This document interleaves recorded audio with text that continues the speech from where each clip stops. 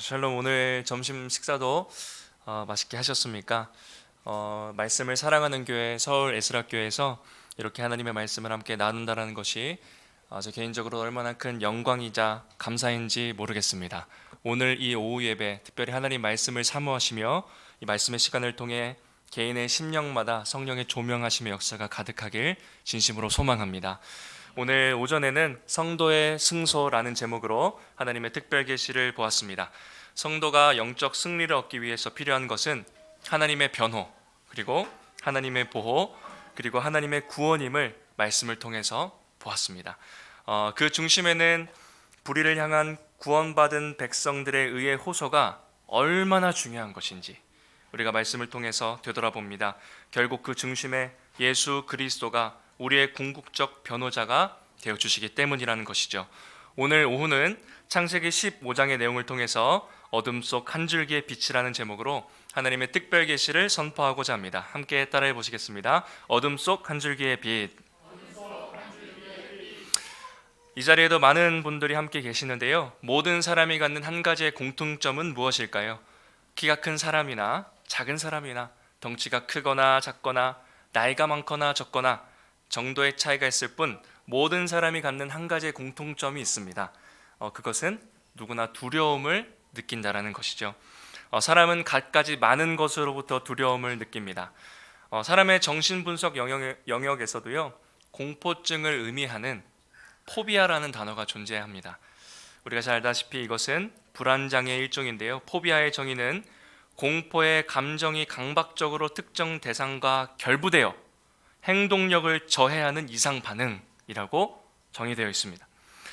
특히나 최근에는 많은 사람들이 이러한 정신질환의 고통들을 호소하고 있는 것을 우리가 볼 수 있죠.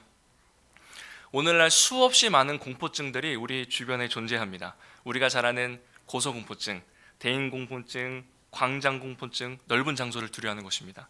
동물공포증, 해양공포증, 심지어는 제가 알아봤는데 채소공포증을 가진 사람도 있다고 합니다. 이에 듣도 보다 못한 공포증이 존재합니다. 위키백과에만 등록된, 정식적으로 분류된, 알파벳 순서대로 분류된 공포증의 종류가 300개가 넘을 만큼 아주 수많은 종류의 공포증이 우리 가운데 있습니다. 이것이 무엇을 말하고 의미합니까? 사람은 갖가지 많은 것으로부터 두려움을 느끼고 그리고 그 두려움에 노출되어 있다는 사실을 우리가 알 수 있다는 것입니다. 어찌 보면 유한한 인간은 당연히 결정되지 않은 미래에 불확실성으로 말미암아 두려워할 수밖에 없는 존재이죠. 우리가 2020년만을 되돌아봐도 인간이 두려움에 얼마나 취약한지 알 수 있었습니다. 코로나라는 바이러스로 발생한 인간의 두려움은 정치, 경제, 과학 등 모든 영역에 영향을 미치죠. 심지어 두려움이라는 감정은 사람들의 이성을 마비시키고 판단력과 분별력을 잃게 만드는 결정까지도 하게 만드는 것을 보았습니다. 심지어는요, 그것을 악용해서 사람들을 통제할 수 있다는 것을 우리는 충분히 경험하고 있죠. 이처럼 두려움은 모든 사람이 갖는 공통적인 공통점이라는 것입니다. 오늘 본문의 아브람도 마찬가지입니다. 아브라함은 두려움을 느끼고 있었던 것이 분명합니다. 오늘 본문의 15장 1절 말씀 같이 한번 보겠습니다. 우리 함께 한 목소리를 읽겠습니다. 시작. 이후에 여호와의 말씀이 환상 중에 아브라함에게 임하여 이르시되 아브라함아 두려워하지 말라. 나는 내 방패요 너는 지극히 큰 상급이라. 아멘. 오늘 하나님께서요, 아브라함에게 나타나셔서 두려워하지 말라라고 말씀하셨습니다. 분명히 이것을 반대로 얘기하면 아브라함은 무엇인가를 지금 두려워하고 있었다라는 것을 우리는 알 수 있겠죠. 두려워하고 있는 그에게 하나님은 나타나셔서 두려워하지 말라고 말씀해 주십니다. 도대체 아브라함은 무엇을 두려워했을까요? 우리가 많은 상상을 통해 추측하는 것도 좋지만 성경 자체가 이야기하는 아브라함의 두려운 이유를 우리는 본문을 통해서 찾을 수 있습니다. 1절에 보니까요, 이후에라고 시작합니다. 이후에. 그렇다면 우리는 당연히 자연스레 14장의 내용을 보아야 오늘 아브라함의 이야기를 온전히 이해할 수 있다는 것입니다. 15장을 온전히 이해하기 위해서는 14장의 내용을 이해해야 합니다. 14장은 우리가 잘 알듯이 아브라함이 조카 롯을 아주 멋지게 구하는 내러티브를 우리가 볼 수 있죠. 조카 롯을 구하기 위하여 4개의 연합국 왕들과 전쟁을 치릅니다. 그리고 전쟁에서 승리한 후에 하나님의 제사장인 멜기세덱에게 10분의 1을 바치는 그것도 우리가 보았고요. 그 일 이후에 오늘 본문이 있던 것입니다. 멋지게 318명의 용사를 통해서 승리를 이끌었던 아브라함은 두려울 것이 하나도 없어 보이지만 무엇인가 두려워했던 것 같습니다. 그래서 우리는 본문의 배경을 보면 아브라함의 두려움 첫 번째를 알 수 있다는 것이죠. 첫째로는요, 아브라함은 패배한 왕들의 보복에 대한 두려움이 있었습니다. 아브라함은 당시 전쟁에서 승리하였고 조카 롯을 멋지게 구해냈지만 그는 알고 있었습니다. 언제든지 다시 이 보복할 수 있다라는 것을 아브라함은 알고 있었죠. 그래서 14장에서 아브라함의 멋진 승리 이후에 한 부족의 리더이자 책임자로서 자신의 아내와 따르는 많은 사람들을 이끌어야 한 그는 보복에 대한 두려움이 생겼던 것이죠. 그도 사람인지라 두려웠던 것입니다. 그리하여서 하나님께서 이렇게 말씀하시는 겁니다. 나는 내 방패요 너의 지극히 큰 상급이니라. 아브라함이 14장에서 그 보복에 대한 두려웠던 것을 하나님이요 정확히 아셨는지 오늘 이 방패 그리고 오늘 상급 이것은요 군사적인 은유의 표현입니다. 방패는 히브리어 마케엔으로 군사적인 은혜의 표현입니다. 군사 용어라는 것이죠. 하나님께서 군사적 용어인 방패를 사용하시며 그를 안도시켜 주셨다라는 겁니다. 하나님께서 두려워하고 있는 아브라함에게 직접 나타나셔서요 내가 너의 방패 마켄이 되어 주실 거다, 마킨이 되어 줄 거다 이렇게 말씀하셨던 거죠. 그리고 두 번째 상급은요 또 상급이 되어 주셨다고 했는데 사카르라는 상급도 광범위하게는 보수를 의미하기도 하지만 성경에서 종종 군인의 전리품을 의미하는 단어로 많이 사용됩니다. 그러니까 14장에서 우리는 알고 있죠. 아브라함은 전쟁에 승리를 한 이후에 많은 보상을 받았습니까? 그렇지 않죠. 그는요 오라기 들매끈 한 가닥도 받지 않고 그리고 그는 이 땅의 상급을 거부한 것입니다. 그래서 하나님은요 그것을 분명히 알고 말씀해 주신 거죠. 내가 너의 상급이 되어주겠다. 그래서 오늘 하나님께서는 보복에 대한 두려움을 갖고 있는 아브라함에게 군사적인 용어로 그를 위로해 주십니다.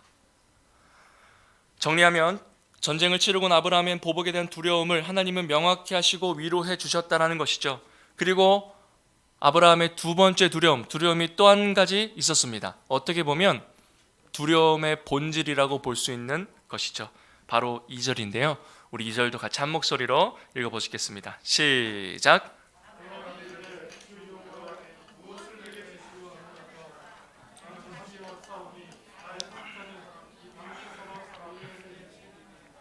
그렇게 군사적인 용어로 위로를 해 주었으면 안도하고 만족할 만도 한데 오늘 2절을 보니까요 아브라함의 뉘앙스가 그렇구나 하나님께서 함께 해주시는구나 나의 방패 되어 주시는구나 라고 안도하는 것 같지 않아 보입니다.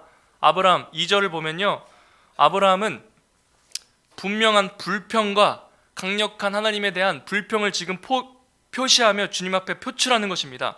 주 여호와님 무엇을 내게 주시려 하나이까? 상급되어 주신다고 했죠. 나는 자식도 없습니다. 나의 상속자는 그냥 이 다메섹 사람 엘리에셀입니다 라고 강력하게 이야기하는 것이죠. 이것이 1절 하나님의 위로와 약속에 대한 아브라함의 반응입니다. 자식 상급을 주신다고 했는데 자식 하나 없는 그것에 대한 강력한 불만을 표출하는 것이죠.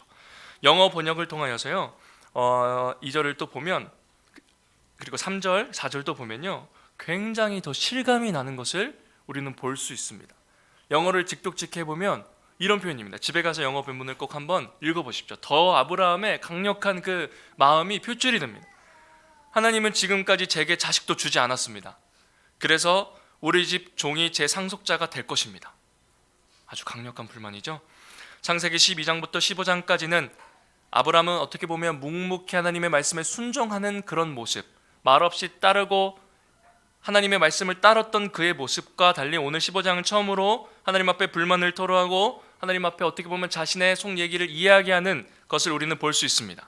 그렇다면 왜 자녀가 없다는 것이 아브라함에게 있어서 두려움의 본질이 되었을까요? 자식이 없다는 것은 우리가 잘 알듯이 고대 근동 정서에서 가장 큰 비극이자 수치입니다. 그래서 이방 지역에서는 신의 저주라고까지도 생각했었죠. 이런 배경 속에 살고 있던 아브라함은 이에 아주는 자유롭지 못했던 것입니다. 그래서 이미 이전에 하나님께서 분명히 복을 주실 것을 약속했는데 12장에 나를 인도하신 그 하나님이 분명히 약속을 해주셨는데 나의 현실은 눈앞에 자식 하나 없다라는 것이죠. 이미 오래전에 이미 태어나고도 그리고 술술 낳아야 할 그 아이가 한 명도 생기지 않은 것입니다. 현실적으로는 점점 나이가 들어 임신을 하기 어려워지고 있고 그리고 도무지 현실적인 대안은 보이지 않는 하나님의 언약과는 계속 이상과 현실이 충돌하는 그 두려움, 자식이 생기지 않는 두려움, 그것은 그에게 깊은 어둠의 시간과 같았습니다. 하나님의 약속은 분명했지만 현실적인 대안, 눈앞에 보이는 방법들은 굉장히 보이지 않았다는 것이죠. 상황은 오히려 악화되고 있습니다. 그런 그에게 오늘 하나님께서 이렇게 답해 주십니다. 4절과 5절 말씀인데요, 제가 읽겠습니다. 여호와의 말씀이 그에게 임하여 이르시되, 역시 신자의 위로는 하나님의 말씀이죠. 하나님께서 분명하게 말씀하십니다. 그렇게 계속해서 보면요, 그 사람이 내 상속자가 아니라 내 몸에서 태어날 자, 그 사람이 내 상속자가 되리라. 그리고 그를 밖으로 인도해 주십니다. 인도해 주셔서 하늘의 뭇별은 무엇이죠? 많은 별을 의미합니다. 하늘의 많은 별을 보여주며 약속해 주십니다. 그를 이끌고 밖으로 나가 이르시되 하늘을 우러러 뭇별을 셀 수 있나 보랴. 또 그에게 이르시되 내 자손이 이와 같으리라. 짙은 어둠 속에 굉장히 좌절되고 두려움 속에 있었던 아브라함에게 하나님은 왜 이렇게 믿음이 없어? 그것 가지고 아직도 흔들려? 라고 말씀하는 것이 아니라 다시금 그를 밖으로 인도해 주셔서 좀 더 구체적인 아브라함 눈에 보이는 하늘의 많은 뭇별을 보여주시고 그리고 다시금 그의 언약을 상기시켜 주십니다. 10년 전 하나님 말씀 따라 자신의 고향을 두고 떠날 때는 그때 그랬었지, 내가 그때 그 하나님의 언약도 받고 우리 아버지의 영향 그리고 믿음으로 나왔던 그 모든 것들, 그때 그랬었지, 이 과정 속에 이런 일들이 있었지 라는 많은 것들이 생각되고 그의 삶을 되돌아볼 수 있었다는 것입니다. 그에게 있어서 하나님의 언약은 정말 어둠 속에 그 한 줄기의 빛 같은, 정말 그에게 유일한 대안, 빛 같은 놀라운 은혜의 장치였다는 것이죠. 놀라운 것은요, 성경은 이에 대해서 이렇게 얘기합니다. 6절입니다. 우리 6절도 같이 한번 읽어보시면 좋겠습니다. 시작.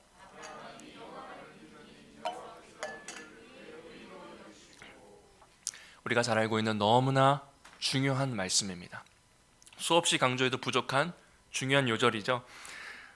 창세기 15장 6절은요, 신약에서도 3번이나 인용되고 구원과 믿음, 그 상관관계를 분명하게 진설해주는 정말 초석이 되는 중요한 말씀입니다.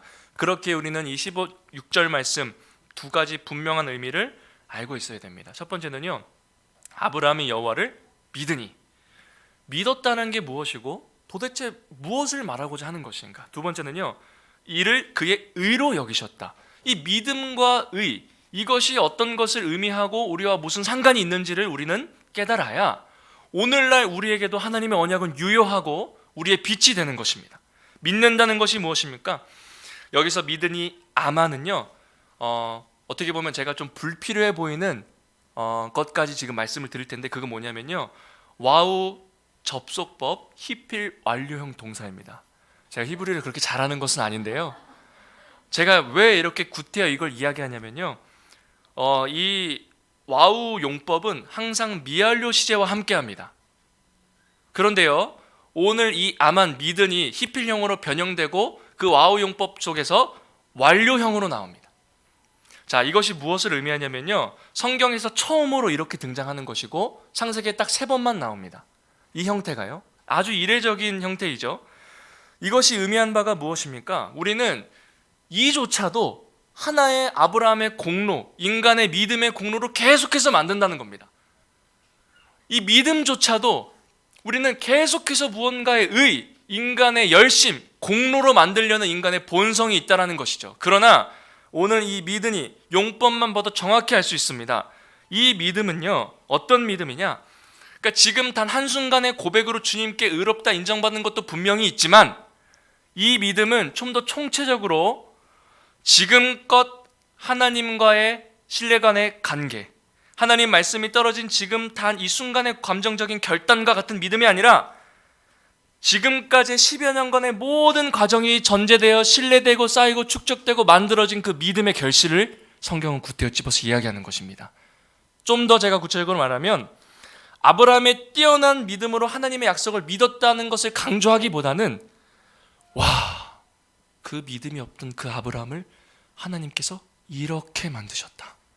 이 언약을 진실로 믿게 만드신 그 하나님의 은혜와 공로. 아브라함 참 대단하다. 이 언약을 믿은 아브라함 참 대단하긴 하죠. 그러나 더 중요한 것은 믿음도 없었고 그 불신자의 가정 갈대아 우르 우상의 가문에서 하나님의 하자도 모르는 그를 부르시고 약속해 주시고 달래 주시고 인도해 주셔서 그가 진심으로 신뢰하도록, 진심으로 신뢰하여 고백한 겁니다. 여기서 아브라함 믿음이 없었다 이런 게 아니라 그는 진심으로 믿은 거예요. 여호와를 신뢰 진심으로 했다는 겁니다. 근데 중요한 건 그렇게 만든 그 하나님의 측면에서의 설득과 열심, 그리고 그 신뢰 속에 결부된 그 믿음이 오늘 이 의를 만들었다라는 것입니다. 이렇게 보니 우리에게도 희망이 있는 것 같습니다. 우리의 믿음은 때론 어떤 상황 속에 흔들리기도 하고 좌절되기도 하고 나의 믿음이 이것밖에 되지 않나라고 고민할 때도 있지만, 너무나 감사하게 하나님께서 의로 여겨주신 이 믿음조차도 하나님의 주권과 은혜와 섭리와 부르심, 오랜 설득의 과정 속에 있음을 믿습니다. 너무나 이것이 감사하다는 것이죠. 그리고 또 중요한 것은요, 의라는 것이죠. 그런 믿음을 통해서 하나님께서는 이것을 의로 여겨주셨다라고 합니다.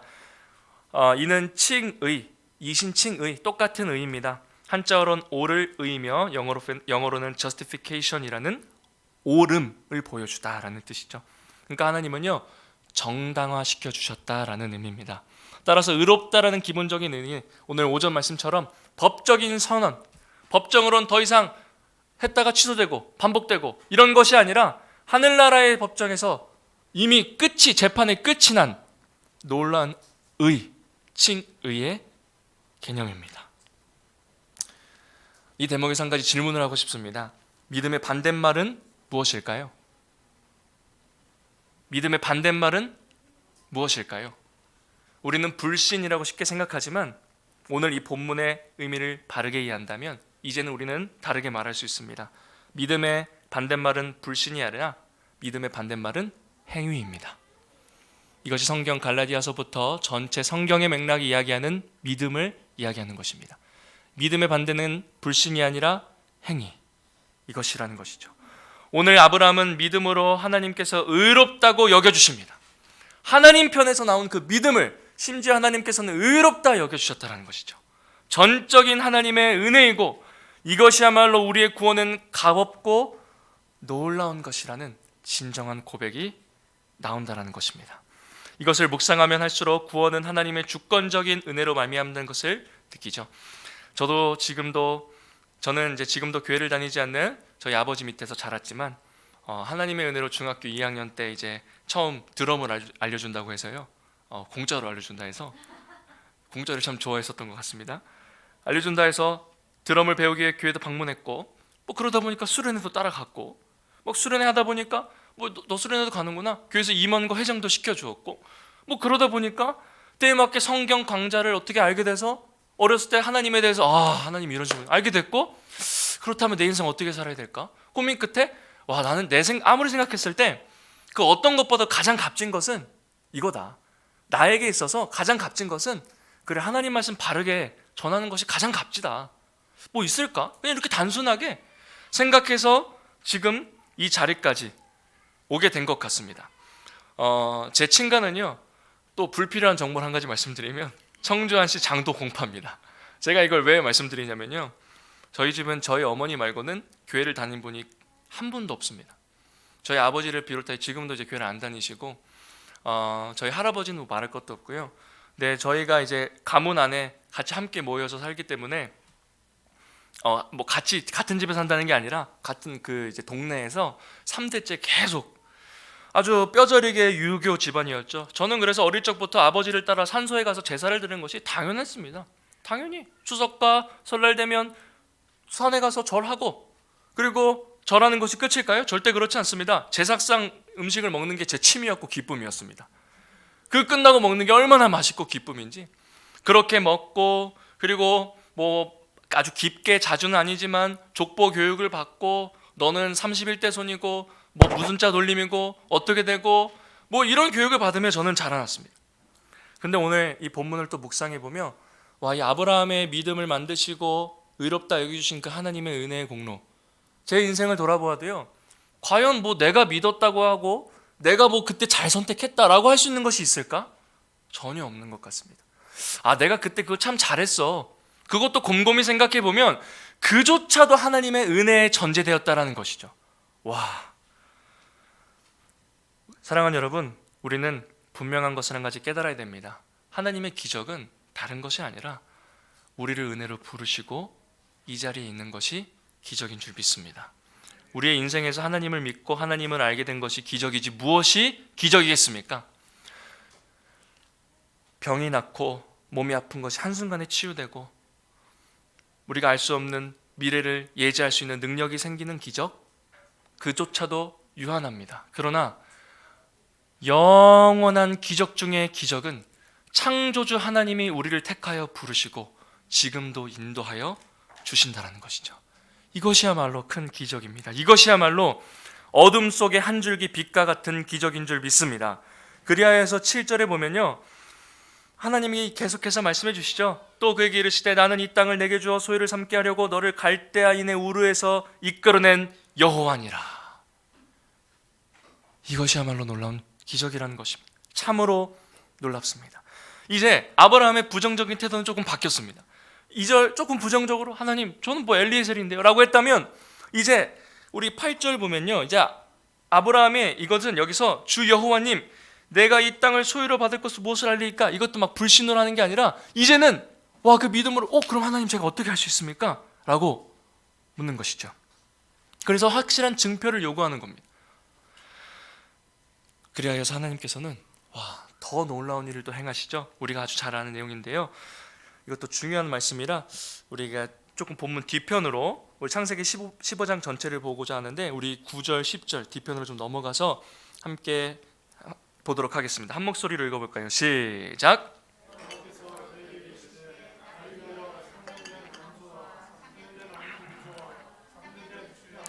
산 비둘기와 집 비둘기 새끼를 증표를 요구하는 아브라함에게 하나님은 무언가 막 지시를 하십니다. 3년 된 암소, 3년 된 암염소, 순양, 산비둘기, 집비둘기 다 가져와라. 그리고요, 하나님이 말씀하시죠. 10절에 아브라함이 그 모든 것을 가져다가 그 중간을 쪼개고 그 쪼갠 것을 마주 대하여 놓고 그 새는 쪼개지 아니하였으며. 굉장히 독특한 행동을 하죠. 아브라함은 그것을 쪼개어 놓습니다. 그리고 17절도 보면요, 그리고 시간이 지나 해가 져서 어두울 때에 연기나는 화로가 보이며 타는 횃불이 쪼갠 고기 사이로 지나더라. 아브라함이 그것을 쪼개놓고 12절에 보니까 해질 때에 아브라함이 깊은 잠이 임하였습니다. 왜 아브라함이 깊은 잠이 임하였지는 성경 구체적으로 나오지 않아서 우리는 모르지만, 뭐 시간이 어떤 주석가들은 모으는데 시간이 많이 걸렸다, 뭐 기다리다가 잤다, 뭐 이런 다양한 해석이 있지만 중요한 건 어쨌든 시간이 지났고요, 깊은 흑암이 임하였고요, 그리고 그로 말미암는 두려움이 다시 일어나는 겁니다. 증포를 요구한 그 아브라함에게 제가 아까 읽었던 것처럼 17절 말씀에서 해가 져서 어두울 그때 연기가 나기 시작하고 하나님께서 그 화로가 타는 횃불이 쪼갠 고기 사이로 지나갔다라는 겁니다. 이것은 우리가 잘 알듯이요, 당시에는 언약 체결을 하기 위한 문화를 이해해야 됩니다. 오늘날 우리는 도장을 찍고 그리고 자기 직인 사인을 하면 그것이 나의 증표가 되죠. 당시에는 그런 게 없죠. 그때는 서원을, 그리고 그때는 증표, 맹세를 이런 방식으로 한 겁니다. 쪼갠 동물을 쪼개어서 양쪽에 놓고 그리고 서로 간에 약속을 하는 겁니다. 만약에 둘 중에 한 명이 이 약속을 어길 경우 이 동물처럼 될 것이다 라고 하는 신에게 맹세를 하는 것이죠. 그래가지고 지나가는 겁니다. 약속 체결자들이 그 사이에 지나갑니다. 그러면 그것은 협의가 되고 증표가 되는 것이죠. 아브라함은 당연히 그 문화를 알고 있었겠죠. 근데 그가 두려움 속에 있고 하나님께 언약을 증표했을 그때에 그가 눈을 들어 딱 봤는데 내가 아까 쪼개놓은 그 사이에 횃불이 지나가는 겁니다. 이것이 무엇을 의미합니까? 하나님께서 아브라함에게 내가 만약 언약을 어기면 내가 저렇게 될 것이다 라고 언약을 체결해 주신 것이죠. 우리가 창세기부터 많은 언약들이 있습니다. 가장 최초 행위 언약부터 노아의 언약, 많은 언약들이 있지만 오늘 이 학자들이 굉장히 또한 중요하게 여기는 이 창세기 15장 이 횃불 언약, 이 언약은 너무나 놀랍고 큰 은혜가 있다라는 것이죠. 하나님께서 스스로 자존자이시며 주권자이시기에 묶이실 필요도 없고 또한 묶이시지도 않는 그분이 그 아브라함에게 언약을 주시기 위하여 언약이란 장치를 통하여 스스로를 약속 안에 가두시는 것입니다. 물론 하나님은 그 가둠 당하시는 분이 아니시죠. 언제든지 자유로울 수 있는 분이지만 하나님은 언약을 체결하시고 그리고 그에게 증표를 보내어 횃불이 쪼갠 고기 사이로 지나가는 것입니다. 해가 지고 어두운 그때 아브라함은 자신의 두 눈으로 하나님의 맹세를 직접 보았습니다. 다시 말하면 하나님의 분명한 언약을, 약속을 듣고 두 눈으로 본 것이죠. 이것이 하나님께서 두려워하고 있는 그 아브라함에게 맺어주신 언약이며 동시에 오늘날 우리와 약속을 맺어주시는 하나님의 사랑입니다. 우리는 이 이야기의 결말을 알고 있습니다. 우리는 구약의 역사를 다 알고 있기 때문에 결국 이 언약의 결과를 어떻게 되는지 알고 있죠.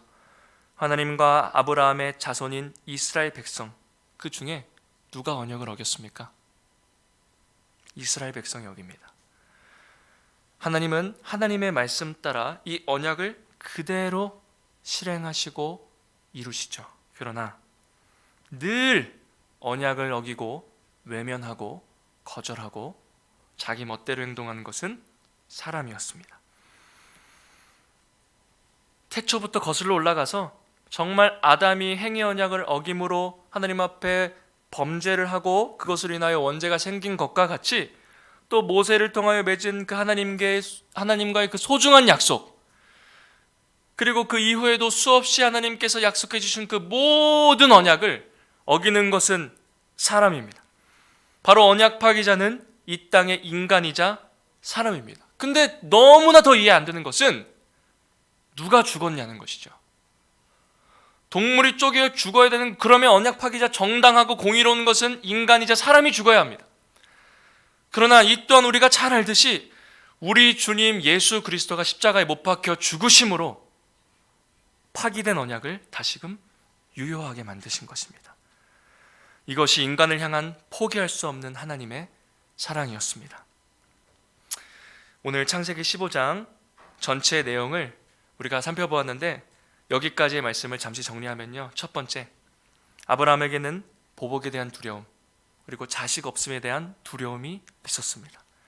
그래서 그로 인하여서 넌지시 하나님 앞에 불평도 해보고 현실적인 어려움을 토로하지만 하나님은 그의 작은 두려움과 마음조차 아시고 위로해 주셨죠. 어떻게 위로해 주셨습니까? 그에게 약속을 해주신 겁니다. 두 번째로 또한 아브라함의 믿음조차 그 하나님 편에서 발생한 공로이며 하나님의 설득이며 인내이며 그리고 그것을 의롭다 여겨주신 은혜였다라는 것이죠. 그리고 세 번째로는 그에 대한 확실한 증표로 스스로를 가두는 언약을 만드십니다. 그리고 마지막으로는 그 하나님과 인간 사이에 파기된 언약은 중보자 예수 그리스도로 말미암아 다시금 유효하게 되었다라는 것이죠. 우리가 요한복음 1장 9절에서 12절 말씀 함께 보기를 원합니다. 요한복음 1장 9절에서 12절 말씀입니다. 신약성경 142페이지입니다. 1장 9절에서 12절 말씀. 같이 한 목소리로 읽겠습니다. 시작. 찬 빛 곧 세상에 와서 각 사람에게 비추는 빛이 있었나니 그가 세상에 계셨으며 세상은 그로 말미암아 지은 바 되었으되 세상이 그를 알지 못하였고 자기 땅에 오매 자기 백성이 영접하지 아니하였으나 영접하는 자 곧 그 이름을 믿는 자들에게는 하나님의 자녀가 되는 권세를 주셨으니. 아멘. 아브라함에게 하나님의 횃불 언약, 그 하나님의 횃불 한 줄기의 빛은 그에게 정말 희망이 되고 소망이 되는 빛이었다면, 오늘날도 하나님의 언약과 사랑은 우리에게 유효합니다. 우리에게 어두운 터널을 지나고 있는 우리에게, 미래의 대안과 현실적 대안이 보이지 않는 우리에게 있어서의 빛과 소망은 무엇입니까?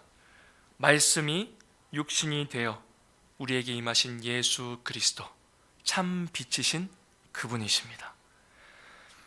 우리들에게 유효한 언약이자 한 줄기의 빛을 허락해 주셨다라는 것이죠. 우리 또 한 절 말씀 보기를 원하는데요, 이사야서 53장 10절 말씀입니다. 이사야서 53장 10절 말씀.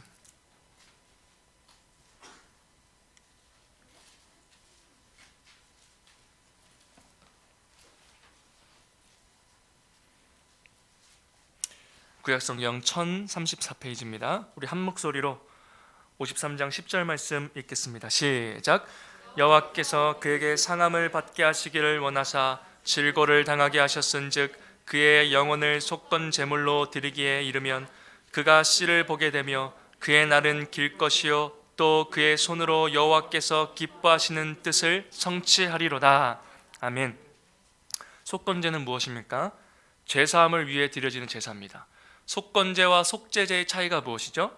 속건제와 속죄제 모두 제사함을 위한 제사라는 건 공통적이지만, 속건제는 오직 흠없는 순양을 드려야만 그 제사가 드려지는 겁니다. 오직 흠없는, 그리고 흠없으신 그리스도의 죽음만이 이를 가능케 했다라는 것입니다. 웨스터민스터 신앙고백서 8장 1항 하나님의 택하신 중보자에 보면요, 제가 읽겠습니다. 하나님께서는 그의 영원하신 목적을 따라 그의 독생자이신 주 예수를 택정하여 하나님과 사람 사이의 중보자가 되게 하시며 선지자, 제사장, 왕, 자기 교회의 머리요 구주, 만유의 후사, 세상의 심판자가 되게 하시기를 기뻐하셨다. 중요한 것은요, 우리 웨스터민스터 신앙고백서를 우리가 배워서 알듯이 중보자의 위치가 어디에 존재합니까? 어디에 위치합니까? 7장 하나님의 언약 바로 다음에 등장하는 것이죠. 하나님의 언약 다음 중보자 그리스도가 등장하는데요, 우리는 그 하나님의 언약, 그 은혜, 그리고 그 은혜를 묵상하면 묵상할수록 너무나 감사함과 동시에 와, 우리는 참 한계가 있구나. 우리가 하나님의 계명, 10계명, 데칼로그, 그 말씀, 하나님의 10가지의 말씀을 계속해서 묵상하면 묵상할수록 와, 내가 참 의롭다, 나는 너무나 잘 살고 있습니까? 라는 것이 묵상되십니까? 잘못 묵상하신 겁니다. 데칼로그를 묵상하면 묵상할수록 하나님의 의와 선은 너무나 높고 와, 참 이게 쉽지가 않구나, 우리는 연약하구나, 그래서 그 죄로 말미암아 나에겐 도움이 필요해, 은혜의 방편, 장치가 필요해 라는 것이 필요하다라는 것이죠. 그래서 실장 하나님의 언약 다음 파기된 약속 다시 유효하기 위하여 중보자 그리스도의 죽으심이 등장하는 것입니다. 사랑하는 성도 여러분, 오늘 말씀을 통하여 하나님의 마음이 느껴지십니까? 우리는 하나님의 언약이 있기에 그 어떤 것도 두려워할 필요가 없습니다. 근데 엄밀히 말하면 사실 인간은 유한한 존재이기 때문에 두려워하지 않을 수 없죠. 어떻게 누가 두려워하지 않을 수 있겠습니까? 사람인데. 두려움 자체는 부정적인 것이 아닙니다. 그러나 그 두려움을 방치하여 그것이 낙심이 되고 불평과 불만을 내는 장치가 된다면 그것은 죄이고 잘못된 것입니다. 우리의 삶 속에 불확실한 미래가 찾아와 두려움이 찾아올 때 그 두려움이 찾아오는 자신을 자책하는 것은 비정상적인 것이죠. 오히려 그 두려움이 찾아올 때 미래가, 그리고 현실적인 대안이 보이지 않을 그때 하나님의 언약을 기억해야 됩니다. 하나님의 약속을 신뢰하며 하나님을 바라봐야 됩니다. 하나님은 우리에게 자신의 아들을 내어 죽으심으로 그 언약을 유효하게 만들어 주셨고 언약을 맺어 주셨고 확증시켜 주셨습니다. 너무나 감사하게도 오늘날 이것이 우리에게도 유효하다라는 것이죠. 여전히 우리에게 힘이 되는 언약이며 우리의 유일한 소망인 줄 믿습니다. 오늘 말씀을 우리 삶에 적용해 보고자 합니다. 우리는 하나님의 사랑의 언약을 통한 감사와 찬미가 우리의 삶을 지배하고 있습니까? 아니면 여전히 해결되지 않는 현실적인 문제 앞에 좌절하고 씨름하고 불평하고 있지는 않습니까? 우리는 하나님의 언약이 우리와 영원히 함께 하시기에, 그리고 우리 또한 십자가에 죽고 부활하신 그 예수 그리스도가 우리와 함께 하시기에 우리는 두려움이 불평이 되지 않고 하나님을 찾고 의지해야 하는 도구가 됩니다. 도구가 되어야 합니다. 조금 더 구체적으로 살펴보길 원합니다. 하나님을 신뢰하는, 그렇다면 그 언약을 믿고 따르고자 하는 그 신자의 신뢰하는 대표적인 행위가 무엇이죠? 그것은 바로 예배입니다. 올 한해 우리 예술학교의 예배를 통해서 하나님께서 영광 받으실 줄 믿습니다. 어떠한 상황 속에서도 우리의 예배는 멈출 수 없고요, 어떠한 것도 우리의 본질과 타협될 수 없습니다. 왜죠? 우리가 잘나서? 우리가 뛰어나서? 그것이 아니죠. 우리는 하나님의 약속을 받기 위하여, 어떤 은혜를 받기 위하여 예배한 자들이 아니라 우리는 이미 하나님의 약속을 받았고 이미 증명과 맹세 끝났습니다. 이미 끝난 그곳에서 은혜를 받은 자들이기에 주님을 예배해야 된다는 것입니다. 예배를 통해서 이 땅에서의 주님의 언약을 묵상하며 동행하는 우리 모든 성도님 되시길 간절히 소망합니다. 우리의 두려움은 무엇입니까? 우리를 억압하는 현실적 문제와 어려움이 있으십니까? 어둠 속 한 줄기 비치신 예수 그리스도로 말미암는 영원한 언약으로 위로받으시길 바랍니다. 그리고 그 하나님을 신뢰하며 예배하길 간절히 소망합니다. 이 시간 함께 다짐 기도하는 시간을 갖겠습니다. 첫 번째로는요, 회개 기도입니다. 가장 먼저 하나님의 언약의 약속이 있음에도 불구하고 우리의 현실 앞에서 감사를 잃고 두려움을 넘어서 근심과 낙심 속에 있던 우리의 모습은 없는지 되돌아보며 주께 회개합니다. 또한 간구합니다. 우리의 빛이자 변호자 되어주시는 예수 그리스도를 삶에서 간절히 인정하며 진실로 그 안식을 누리는 우리가 되게 하여 주시옵소서. 그리고 결단 기도입니다. 그리하여 성도의 진정한 안식인 참된 예배를 결단코 타협하지 않게 하시고 은혜의 방편인 말씀 성례의 기도를 통하여 우리의 영적인 기본기가 튼튼하며 우리 삶에서 여호와의 영광과 임재를 누리는 귀한 은혜 있게 하여 주시옵소서. 함께 기도하시겠습니다.